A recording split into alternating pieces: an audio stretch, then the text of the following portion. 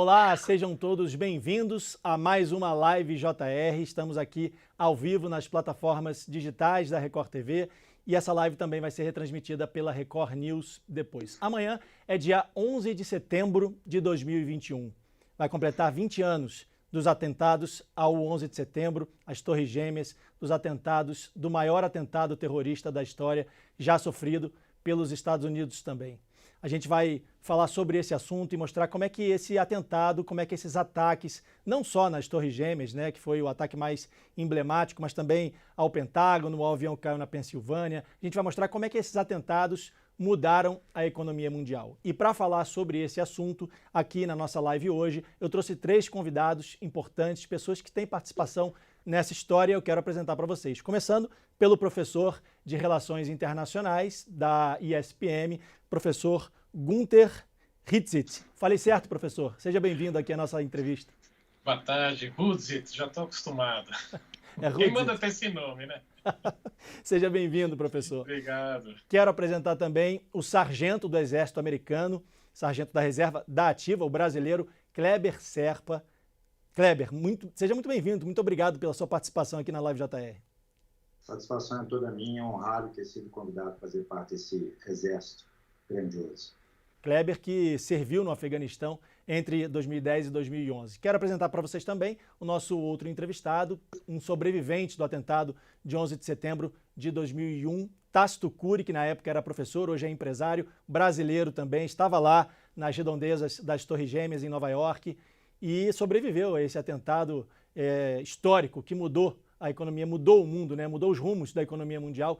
Tácito Cury, muito obrigado pela sua participação aqui. Obrigado pelo convite, é uma honra estar com o professor e com o sargento, né? Estava lá nos defendendo e acredito que a qualquer momento ainda possa nos defender. É uma honra e eu vou compartilhar minuciosamente o que aconteceu comigo naquele momento e o que tem acontecido esses últimos anos, as sequelas desses 20 anos, que é inacreditável que parar para pensar que já fazem 20 anos. Muito obrigado pela participação de vocês. Só lembrando que a Live JR está ao vivo toda sexta-feira, às 3 da tarde, nas plataformas digitais da Record TV e também depois é retransmitida na Record News. Antes da gente começar a nossa entrevista, eu queria dar para vocês alguns números aqui que envolvem o 11 de setembro, os atentados de 11 de setembro de 2001, que são o seguinte: número total de vítimas só em Nova York, no atentado mais emblemático, quando 2 aviões atingiram as Torres Gêmeas, foram 2.753 mortos, 2.753 vítimas. As Torres Gêmeas, que levaram 10 anos para serem construídas, caíram, foram derrubadas em menos de 10 segundos. Morreram pessoas de 90 nacionalidades, dessas 90 nacionalidades, 300 pessoas eram estrangeiros. 20 anos depois, os peritos ainda tentam identificar desaparecidos por meio de DNA. Eu trouxe alguns números, eu podia ficar o dia inteiro aqui falando sobre esses números, né? Tem muito número que envolve aí o atentado de 11 de setembro, mas eu queria já começar perguntando para o professor Gunther. Professor, queria que você trouxesse esses números para um âmbito global. Como é que os atentados de 11 de setembro de 2001, que completam 20 anos amanhã, mudaram a economia mundial? Bom, a gente estava vivendo um momento de euforia, né? No mundo tinha acabado a Guerra Fria, fazia 10 anos, né? A União Soviética tinha se desfeito, se vivia ali nos Estados Unidos, tinha acabado de voltar de lá, feito um mestrado ali em Washington. Então, eu via esse período de grandiosidade norte-americana e que tinha acabado de ser aceita a China na OMC, na Organização Mundial do Comércio.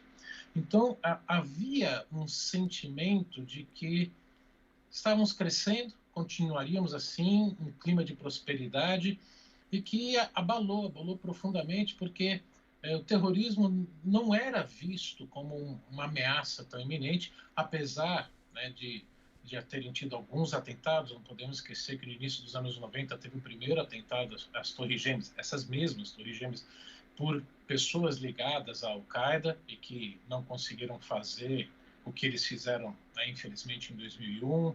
Já tinha tido também duplo atentado em 2 embaixadas americanas na África, um atentado também contra um destroyer da Marinha Americana ali no Iêmen. Ou seja, vinha acontecendo, mas não era o foco principal. com esses números que você bem colocou, aí sim mudou a percepção do governo americano e do mundo. E afetou justamente porque Wall Street, né, que é o centro, né, do mercado global, ficou fechado por alguns dias. Isso teve repercussões nos mercados do mundo inteiro, e aí os investidores começaram a ter que começar a levar em consideração esse aspecto de segurança, que praticamente, como eu disse, acabou a Guerra Fria. Quem se preocupa com guerra, ou esse tipo de violência que poderia afetar os negócios? Imagina. Pois é, foi um fator que fez o mundo dos negócios acordar para o risco que a segurança internacional pode colocar no mercado. Sargento Serpa, Kleber Serpa, brasileiro que serviu e ainda serve, está na reserva mais nativa do Exército Americano, serviu no Afeganistão entre 2010 e 2011, ou seja, quase 10 anos, né? Praticamente 10 anos depois dos atentados. Kleber, queria que você falasse um pouco sobre o que você viu lá, o que você encontrou no Afeganistão quando você chegou 10 anos depois dos atentados. Só pegando carona do que o professor disse, não tem como uma pessoa, o 11 de setembro, setembro 11 é algo assim que marcou a história não só de cada um, do mundo. Eu acho que todo mundo que tem mais de 35 anos hoje, talvez até não saiba o que fez no aniversário passado, mas sabe onde estava no 11 de setembro. Se você perguntar onde você estava no seu aniversário no passado, a pessoa titubeia, não sei, mas no 11 de setembro sabe. E eu, justamente como os senhores, foi uma das coisas que me levou a essa iniciativa de ir para o Exército dos Estados Unidos. E lembrando que 2010 e 2011 foram os anos mais sangrentos no Afeganistão, onde nós perdemos mais aliados no Afeganistão. Quando eu cheguei, coloquei o Boots on the Ground, né, que nós falamos botas no solo, eu me deparei com algo assim surreal. É algo que eu cheguei no aeroporto de Kandahar, e quando nós chegamos, o avião já estava sendo alvo de ataques de rockets, de mísseis, no aeroporto. Então você colocou assim, falou, agora eu cheguei no que eles chamam de guerra. E você tem a primeira euforia de receber as armas. Nós estávamos em treinamento durante muito tempo naquele momento. Seria a mesma coisa que um jogador de futebol que entrando na Copa do Mundo, porém nós não tínhamos noção do que nós estávamos para encontrar. Ainda tinha aquela coisa da euforia, né, de fazer algo, mas quando você vê a realidade do país, realmente é algo que não memória simplesmente apagar. Kleber, de alguma maneira, aí é uma dúvida que eu tenho, realmente é uma curiosidade, de alguma maneira a cultura local, o costume local atrapalhou na formação desse governo de coalizão? Porque eu imagino que os militares americanos, claro, chegaram lá com a cultura americana, com a cultura capitalista, e eles têm uma cultura completamente diferente da nossa. Isso de alguma maneira atrapalhou? É bom você tocar nesse ponto, porque nós jamais, em hipótese alguma, interferimos na cultura local. Inclusive, o lema que nós temos é deixar todo local que nós encontramos melhor do que nós deixar melhor do que nós encontramos. Inclusive, no Natal, por exemplo, nossas árvores de Natal, nosso tudo, eram colocadas numa área separada para não influenciar a cultura local. Eles deixavam, nós tínhamos todo esse respeito, com todos a época deles, de jejum, tudo isso, então nós não se alimentávamos perante aos intérpretes, as tropas afegãs. Nós fazemos de todo um cuidado para lidar com essa cultura local. Mas nós temos que entender que o Afeganistão não tem o conceito de nação como nós temos o Brasil, como nós temos os Estados Unidos. Eles são povos, são várias villages, né? São vilas espalhadas, que cada um tem uma sua identidade própria. Então não tem como você falar assim, a partir do momento que eu vou usar o vermelho aqui, eu vou estar respeitando todo o Afeganistão. Cada local, cada village tem seus próprios costumes, seus elders que comandam aquela região, aquela vila. Então, para a gente era muito difícil. Então, assim, menos sempre foi mais para a gente. Menos sempre foi mais. Tácito, quero te fazer uma pergunta, já trazendo você também para a nossa conversa. Para quem está chegando agora na nossa live JR, o Tácito Cury é um dos sobreviventes do atentado de 11 de setembro de 2001. Morava em Nova York, trabalhava, tinha um escritório nas Torres Gêmeas, né, Tácito? Obrigado pela sua participação aqui. Queria que você contasse primeiro, para a gente voltar aí 20 anos no tempo, o que você viu naquele dia? O que você presenciou? Onde é que você estava? Conta um pouco para a gente entender e recriar na nossa cabeça a imagem ali que você deve ter visto naquele dia. Bom, foi o que aconteceu. Na verdade, eu trabalhava, a empresa que eu trabalhava tinha 2 escritórios, um que ficava na 56 e o outro que ficava na torre sul do World Trade Center. Eu estava indo para um curso, eu já trabalhava naquele momento como Relações Públicas Internacionais, eu cuidava era um momento como o professor acabou de comentar, Guter, que era um momento muito forte da economia. E era o ano 2000, era o ano boom, o ano da dot-com. É o ano que a internet estava revolucionando. Estava bombando, então, eu precisava de criar conteúdo. Então, eu ia fazer eventos, eu estava criando conteúdos, porque eu tinha uma máquina fotográfica comigo. Naquele momento não existia telefones inteligentes. Eu tinha uma máquina fotográfica comigo, que eu tinha ido do Canadá. E estava participando de uma feira que eu ia para os Estados Unidos, para o Japão. Tinha aula de japonês às 8 horas da manhã. Como eu estava voltando de viagem, eu me atrasei, cheguei tarde e avisei para a professora não ir. Eu era a primeira pessoa a chegar no escritório aquele dia. E aí eu cheguei mais tarde. Mas como é que foi chegar lá? Eu morava em New Jersey, eu pegava um trem que saía exatamente, todos os passageiros desembocam exatamente onde tem um saguão, onde ficam as 2 torres, e todas as linhas principais se encontravam lá. Então, quando o primeiro avião tinha entrado dentro do World Trade Center, eu ainda estava debaixo da terra no trem. Eu não sabia o que estava acontecendo. Foi por volta de 8h47, que foi quando o primeiro avião entrou na torre.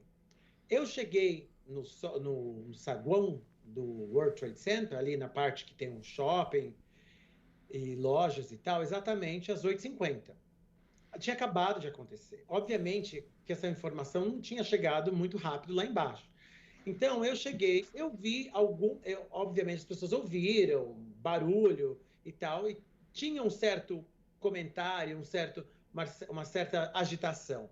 E eu, naquele momento, inocentemente, pensei que era uma gravação, porque Nova York sempre tem filme, gravação, etc. E para mim, eu pensei que era um set, que estavam gravando alguma coisa. Eu perguntei para o policial, que eu me acordo até então o nome dele, Sargento O'Connor, eu perguntei para ele, olha, eu trabalho na outra torre, posso subir para o trabalho? Está acontecendo alguma coisa? E ele educadamente falou, pode ir, esse lado de lá não está acontecendo nada, continue o seu trabalho. E eu fui subir, e eu voltei para o meu trabalho, eu continuei o meu caminho indo para o escritório. O meu escritório se encontrava no 60º andar. Então, eu fui subindo. Então, não tem um elevador que sobe diretamente. Então, eu tenho que fazer essa troca de elevadores. Quando chegou mais ou menos no 30º, eu tinha que descer. Quando abriu as portas, eu já vi umas pessoas com pânico no rosto e pessoas que estavam se comunicando com pessoas na outra torre e um certo desespero das pessoas quererem entrar. Eu já, lembrando daquela possível situação, uma correria ali embaixo, eu fiquei com um pouquinho cauteloso, assim, algo está acontecendo. Até então não se falava de bomba, terrorismo, míssil, nada. Era muito nos minutos recentes. Aí eu falo assim, sabe de uma coisa? Eu não vou entrar no elevador, eu vou embora. Tá todo mundo querendo descer, porque com essa cara de desespero, entra, vai. Eu peguei e falei assim, não, eu não vou nem pegar o elevador, eu vou pegar as escadas. Pego a saída de emergência e começo a descer. Começo a descer, já tem pessoas vindo atrás de mim e outras pessoas já na frente. Ainda não tem um grande movimento, mas em questões de segundo, aquele movimento, conforme eu vou descendo, começa a aumentar. E já se começa a ouvir, olha, bomba, míssil, fogo, incêndio, tudo bem. Isso são minutos. Eu volto para o saguão onde eu estava, que eu tinha deixado alguns minutos, e vejo que a situação saguão que eu deixei não era o mesmo. Já tinha um corre-corre, já ouvia-se bombeiro, sirenes, crianças caídas, correndo, mães arrastando as crianças, brinquedos jogados, cadeira de roda virada, e aquilo já para mim, obviamente, não era um filme, uma gravação, e era alguma coisa muito forte. Então, eu já sabia que algo estava acontecendo. Só que ali naquela parte, as saídas são limitadas, dependendo de onde você tivesse entrado pelo prédio, a gente tinha saídas, portas giratórias, aonde, né? Então, assim, era quase um desespero para você sair daquele local. Consegui sair, e aí, quando eu saio, é exatamente umas 9 horas, 9h02, eu saio, eu fico... eu não tenho palavras, eu estava tentando entender o que estava acontecendo. Porque ali eu já comecei a ver pessoas ensanguentadas da outra torre. Porque ali misturaram todas as pessoas. Então eu saio, olho para o World Trade Center e faço até... com a minha máquina, como eu tinha comentado, e começo a falar assim, gente, eu tenho que fotografar isso. É impossível que eu estou vendo que o World Trade Center foi atacado. E assim, eu me lembrei do ataque que aconteceu na garagem em 1993, na época do Clinton. Só que assim, era na garagem. Agora aqui eu tô vendo um buraco, uma chuva cinzenta de papéis. Aí eu tiro essa primeira foto, eu tiro essa... Baixa um pouquinho, abaixa um pouquinho. Aí. Eu tiro essa foto aqui, logo aqui, estou bem abaixo, eu tiro essa foto. A segunda torre não tinha sido atacada ainda, né? Não tinha sido atacada. Aí eu tiro essa foto, porque eu fico... Essa chuva de papéis... E aí eu falo, não, é impossível, eu não quero esquecer desse momento, eu não quero esquecer desse momento. E aí eu começo a tirar fotos e vejo agentes da polícia, do FBI, muito próximo. Aí eu me lembro que eu ouvi falar de um possível avião. E quando eu ouvi de um avião, aí eu vi uma coisa cilíndrica, que eu pensei que fosse até... Isso aí eu não estou conseguindo identificar o que é. Então... É que a foto, ela tá um pouquinho tremida, porque eu imagino. Bati a foto. Eu imagino que você não ia conseguir, você não era um fotógrafo profissional, e mesmo que fosse, não é fácil você ficar parado ali naquele momento para tirar uma foto perfeita. Uma foto aqui, que é um cilíndrico, que aí quando eu ouvi falar da história do avião, eu falei, nossa, isso deve ser alguma turbina do avião. Seria uma peça do avião. E os policiais ficavam muito embaixo, eles estavam muito no pé do World Trade Center, porque as pessoas não sabiam ainda o que estava acontecendo. Tá vendo? Eles isolaram a parte e ficava ali muito embaixo. E aí, eu ligo pro meu pai no Brasil e falo, pai, tá acontecendo uma coisa no World Trade Center, mas eu tô bem, eu já saí. Quando eu tô no telefone, eu vejo o segundo avião entrar no World Trade Center. Aquele momento foi... Você viu o momento que o avião tocou a torre? Eu vi o avião vindo pelaquela parte do Hudson e entrando no prédio. Ali, eu não tinha momento algum que fosse um avião, que não era o famoso míssil ou uma explosão que as pessoas falassem. Não, impressionante. Eu imagino a cena que você deve ter presenciado, não só a imagem do avião atingindo a torre, mas também o que aconteceu ali embaixo, né? No meio da rua, as pessoas tentando sair do prédio e não conseguindo. O sargento me disse que o atentado, o senhor viu pela televisão, né, sargento? Foi aquilo que motivou o senhor a servir o exército americano? Para eu entender, o senhor é naturalizado americano, tem nacionalidade? Como é que funciona isso?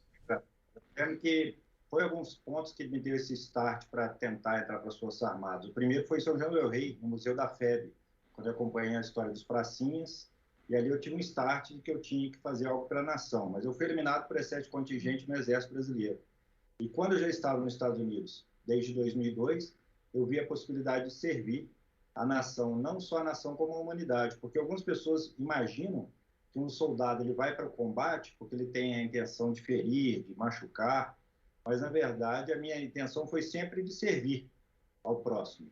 Eu acredito que muitas pessoas veem como o Exército foi para lutar contra o Afeganistão. Se escuta muito isso, que acha que os Estados Unidos estava contra o Afeganistão. Na verdade, nós fomos dar apoio ao governo afegão, e parece cômico, mas há 20 anos atrás nós tiramos o Talibã do poder, para 20 anos depois eles tomarem o poder.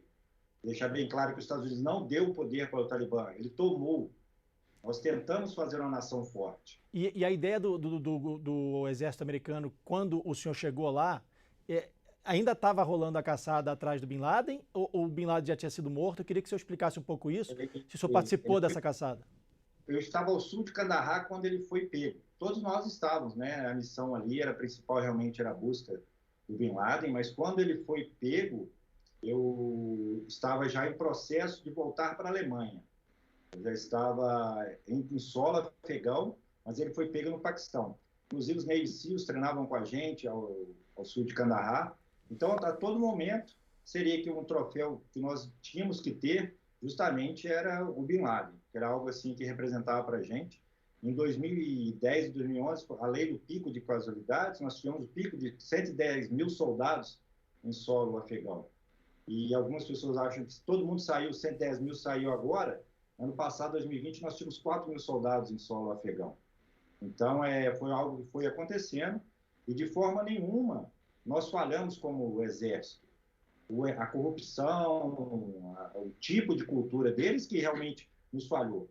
Nós deixamos um país, supostamente, com 300 mil homens entre polícia militar e exército afegão, contra um número muito menor de 70 mil, 80 mil talibãs. Só que, como eu expliquei, eles não têm essa noção de nação. Conforme nós deixávamos uma village, há 6 meses atrás, um amigo meu, que ainda continua nas Forças Armadas, falou, olha, Imam Serhib, uma região que nós patrulhávamos, já está na mão do Talibã. Isso há 6 meses atrás. Então, quer dizer, o que acontecia? Todo local que nós parávamos de financiar o pagamento de soldados, o pagamento de contractors, de contrato, tudo mais, as pessoas simplesmente batiam a mão e saíam. Eu não sou exército mais, eu não sou mais de coalizão. E voltavam para suas vidas. Voltavam para o professor, sabe do que eu estou falando? E voltavam para suas vilas, iam tocar sua vida como sempre tiveram. Existe um ditado, não é eu que disse, eu escutei no Afeganistão, entre eles que falavam que você não pode comprar um homem afegão, mas você pode alugá-lo. Então, quer dizer, é algo que já é comum lá. Então, enquanto nós treinávamos, eu principalmente, por falar mais de 3 idiomas, ele era colocado como intérprete, já que eles o americano não tinha muita paciência, o americano nada, falou, ó, sargento, então você treina. Eu treinava forças de polícias, tem fotos, tem documentários com isso, de polícias afegãs, que eles faziam? Eles tiravam aqueles soldados daquela região e mandavam para um outro local, supostamente para evitar corrupção e favoritismo de contratos de pessoas da família do lado. Só que eles tiravam essa pessoa daqui, um exemplo, tirava de São Paulo e mandava para Santa Catarina e não pagava o salário dele. E continua recebendo dinheiro. Aí a família do cara estava na vila dele sendo atacada pelo Talibã. O cara abandonava e voltava. E isso foi acontecendo em todo local que o dinheiro parou de entrar. Então não foi uma coisa que aconteceu. Poxa, os Estados Unidos deixou todo o equipamento para o Talibã. Não, nós treinamos as forças afegãs, nós demos material para as forças afegãs serem independentes e eles simplesmente abandonaram para o Talibã. Sargento, várias vidas nunca deixaram de ser Talibã. Só para contextualizar, para quem está chegando agora aqui na nossa live, e para quem não conhece muito bem a história dos atentados de 11 de setembro, depois dos atentados, dos ataques não só às Torres Gêmeas e também ao Pentágono, ao avião que caiu na Pensilvânia, os Estados Unidos mandaram os exércitos, se eu tiver errado, professor, por favor, me corrija, os Estados Unidos mandaram o exército para o Afeganistão para caçar o Osama Bin Laden, que era o terrorista tido como a pessoa que orquestrou os atentados do 11 de setembro. O Osama Bin Laden, que fazia parte da Al-Qaeda, o grupo terrorista, que na época teria recebido abrigo do Talibã. Em fevereiro do ano passado, o presidente Donald Trump negociou com o próprio Talibã, ou seja, o inimigo virou amigo. Professor, isso causa um pouco de confusão em quem acompanha essa história e quem viu agora os Estados Unidos com o Biden já retirar as tropas de lá, o Talibã voltar ao poder. Quer dizer, isso tudo causa uma confusão. Eu queria que o senhor explicasse e contextualizasse para a gente em que momento ali que o Talibã deixou de ser o inimigo e passou a ser o aliado. Não é que passou a ser aliado, mas a decisão política já tinha sido tomada pelo eleitor americano quando o ex-presidente Obama foi eleito. Ele também fez a campanha defendendo terminar as guerras intermináveis. Não conseguiu tirar. Fez um naval surge lá, ou seja, teve que colocar mais soldados para estabilizar, justamente no período em que o sargento esteve lá. O ex-presidente Trump também foi eleito com essa plataforma, acabar com as guerras eternas, e que, portanto, o eleitor americano queria sair de lá. Então, nesse quadro é que como você não tinha como ganhar essa guerra, né, pela descrição que o sargento bem colocou, não tem como você derrotar uma população que não pensa como país, que muitas vezes mandava um filho para o exército, né, do Afeganistão e um filho para o Talibã, para quê? Para quando a sua vila fosse atacada, um dos filhos negociasse e protegesse a vila. Então, já estava ficando mais do que claro que não teria como ganhar essa guerra. Por que eu estou falando isso? Para mostrar que essa decisão já vinha sendo preparada há muito tempo. Mas é uma decisão difícil, porque sair, e principalmente o sargento sabe melhor do que eu, sair de um conflito sem efetivamente poder falar ganhamos é algo muito difícil para um militar assumir e aceitar isso.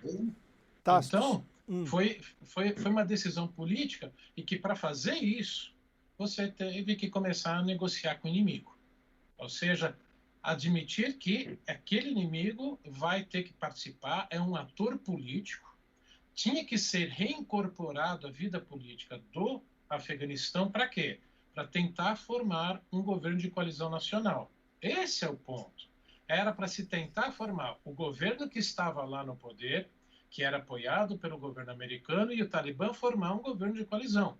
O problema é que aconteceu isso de 300 mil soldados, policiais, simplesmente deixaram de lutar e fugiram. E agora, professor, surge um inimigo em comum, que é o Estado Islâmico K, né, que eles chamam lá de ISIS-K, que é um inimigo em comum entre o Talibã e os Estados Unidos, que agora, inclusive, cometeu um atentado, matou alguns militares americanos. Quer dizer, essa situação ainda vai mudar muito aí daqui para frente. Queria que o Tácito falasse um pouco sobre a experiência que ele teve lá.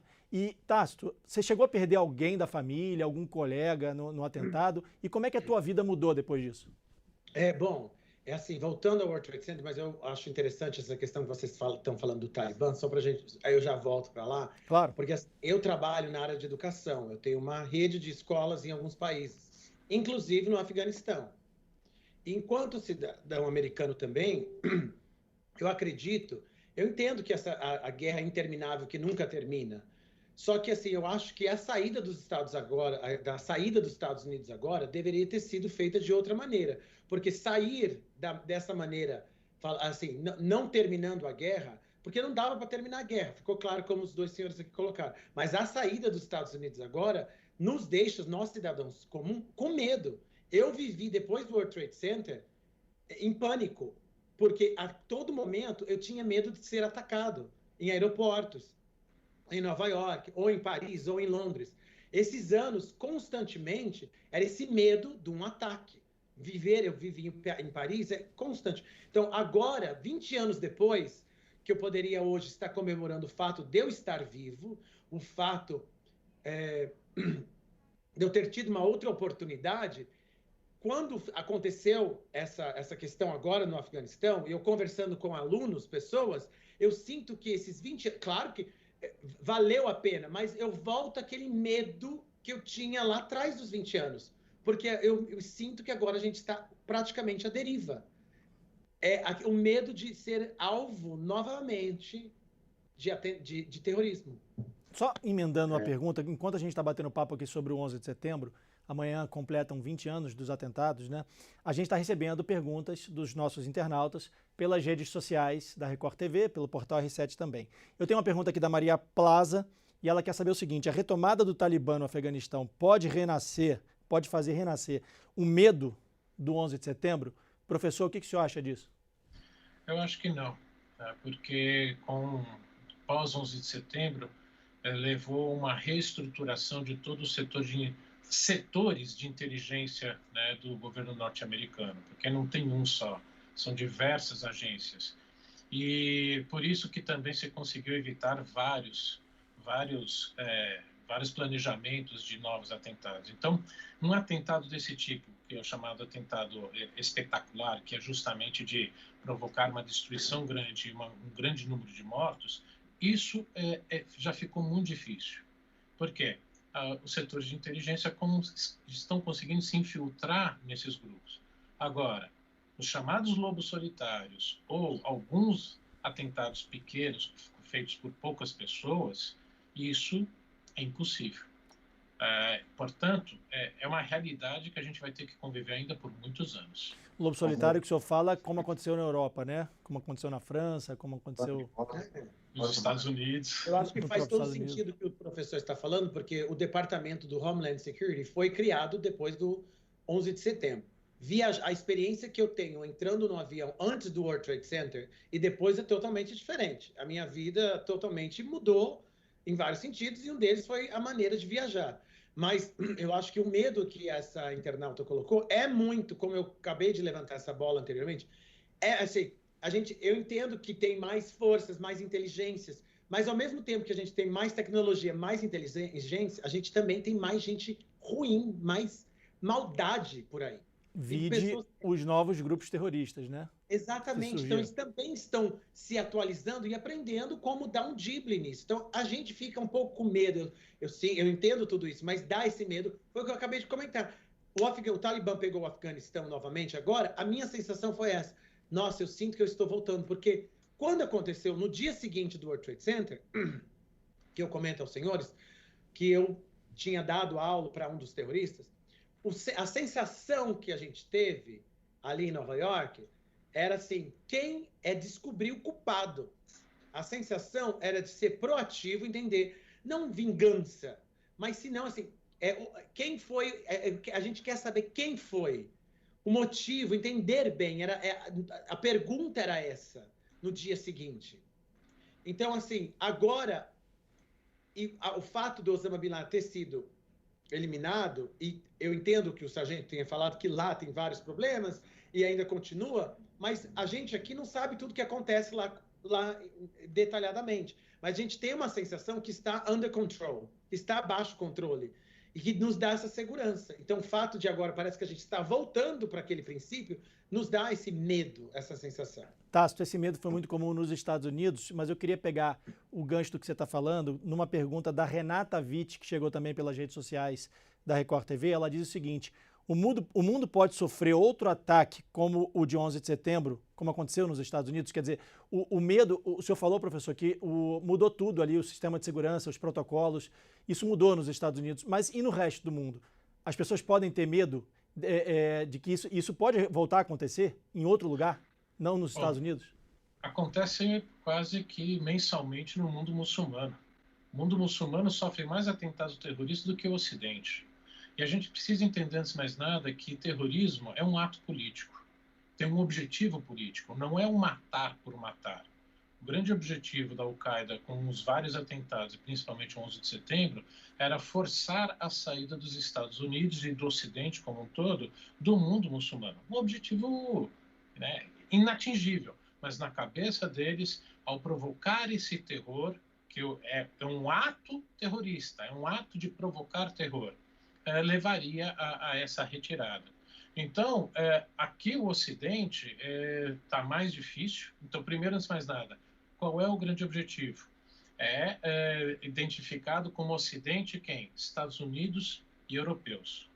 América Latina, Brasil, nós não somos um alvo político.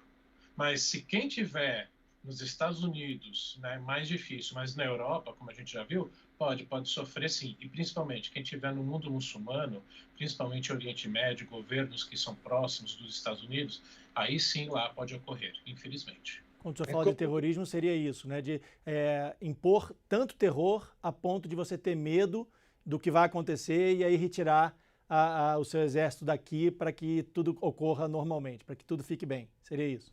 Isso. Para que eles possam tomar o controle, conseguir tomar o poder nos seus países e transformar as suas sociedades naquela visão que eles têm. O Tácito queria falar? Não, eu acho que essa colocação é perfeita. Eu acho que, para agregar, eu acho que todo mundo que for a favor ou estiver do lado dos Estados Unidos já vira um alvo. Eu acho que o fato de você estar do lado dos Estados Unidos, você acaba sendo alvo nessa interpretação do Talibã. Eu acho que, obviamente, é muito óbvio, mas existe uma grande diferença do terrorista, do islâmico e do muçulmano e do árabe, né? As pessoas se confundem muito. Então, eu digo assim, o terrorista, a pessoa que está, a pessoa, a nação, a cidade, ou a instituição que esteja do lado dos Estados Unidos, protegendo, investindo, promovendo, fazendo qualquer ação, ele vai estar indo contra o terrorismo. Não é contra o muçulmano, não é contra o árabe. Eu vou muito ao Oriente Médio. O fato é o contrário. Eu acredito que o árabe, ele adora os Estados Unidos. Eu trabalho com língua inglesa e a promoção dos Estados Unidos, eles têm uma admiração pelos Estados Unidos. Tanto que tem muito árabe lá, né? Oi? Tanto que tem muito árabe nos Estados Unidos. Exatamente. Então, o típico árabe... É interessante que o sargento falou que, imagina, né, porque no Natal a gente tirava a árvore de Natal para respeitar o Ramadã, né? Então, quando eu estou no Egito, quando eu estou na Síria ou em algum lugar no Oriente Médio, que eu frequento muito, não, eles querem comemorar o Natal, eles cantam o Natal, algumas mulheres, mas com essa questão europeia, cumprimentam, dão as mãos, não todas, mas eles estão tentando aos poucos integrar com a sociedade, entender que eles não são contra os Estados Unidos, não é eles, os árabes, propriamente dito, contra os Estados Unidos, são os terroristas, são pessoas diferentes, crenças diferentes. E Tácito, você não chegou a falar se perdeu algum amigo, algum parente no atentado? Então, assim, eu não perdi conhecidos, né? Porque, assim, conhecidos, porque eu estava, quando as torres começaram a cair, eu estava lá embaixo. Então, eu tinha pessoas que trabalhavam, não no meu escritório, que era o primeiro, mas eu tinha pessoas que trabalhavam no Windows of the World, que era um restaurante que ficava lá em cima.